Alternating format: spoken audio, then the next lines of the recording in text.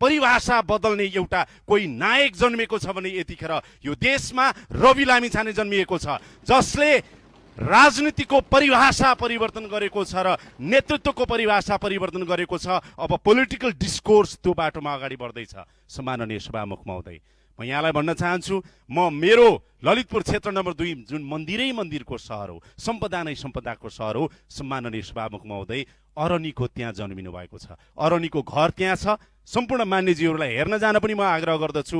त्यहाँको सम्पदा संरक्षण गर्नु छ, अरनीको जन्मघर जोगाउनु पर्ने छ, सम्वर्धन गर्नुपर्ने छ। हामीले राष्ट्रिय विभूति हो। मेरो क्षेत्रमा आज महालक्ष्मी नगरपालिकामा पानीको हाहाकार छ, काकाकुल छन्, बीसौं हजार जनता, तिनका लागि केही काम गर्नुपर्ने छ। म सरकारको ध्यान आकर्षण गराउन चाहन्छु सम्माननीय ज्यू मार्फत, र म भन्न चाहन्छु, मलाई बडो गजब लाग्यो सम्माननीय सभामुख महोदय, जब म क्षेत्रमा गएँ, मलाई जनता 95 वर्षको एउटा बुबाले, हजुरबुवाले के भन्नुभयो भने, म अन्तिम पटक मेरो जीवनको भोट हाल्दैछु भन्नुभयो। किनभने जसलाई मैले भोट हालेँ, अब अन्तिम पटक 95 वर्षको सम्भवतः उहाँलाई फेरि 5 वर्षपछि बाँच्छु कि बाँच्दिन भन्ने लाग्यो। मैले सोधेँ, किन यस्तो भन्नुभयो बुवा? उहाँले भन्नुभयो कि मेरो पुस्ता बिगारे, मेरो छोराको पुस्ता बिगारे, अब तिमीहरूलाई भोट हाल्दा कम्तीमा मेरो नातिको पुस्ता तिमीहरूले बनाउने छौ भनेर उहाँले भन्नुभयो।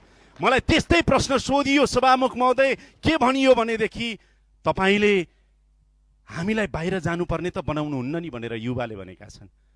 त्यस्तै गरेर हाम्रा छोरछोरी तपाईँहरूले यहाँ ल्याइदिनुहुन्छ नि, अब त्यो वातावरण बनाउनुहुन्छ भन्नेहरूले भोट हालेका छन्। तिनको लागि काम गर्नुपर्नेछ। म सरकारको ध्यान आकर्षण गराउन चाहन्छु। र अन्तिममा म के भन्न चाहन्छु भने सभामुख महोदय, शक्ति पृथकीकरणको सिद्धान्तले न्यायपालिका, कार्यपालिका र चाहिँ नि व्यवस्थापिका जुन छ, व्यवस्थापिका सार्वभौम संसदको गरिमा बढाउने कुराहरूमा मलाई थ्याचरको एउटा भनाइ याद आउँछ कि यो रबर स्ट्याम्प जस्तो नबनोस्। यो देश पहिला किन बनेन भने, यो देश किन बनेन भने कार्यपालिकाको छायामा सम्पूर्ण संरचना भए, कसैलाई त्यो खालको कानुनले दिएको अधिकार प्रयोग गर्न योभन्दा अगाडि दिएन, त्यो अवस्था यहाँ नआओस् भन्न चाहन्छु।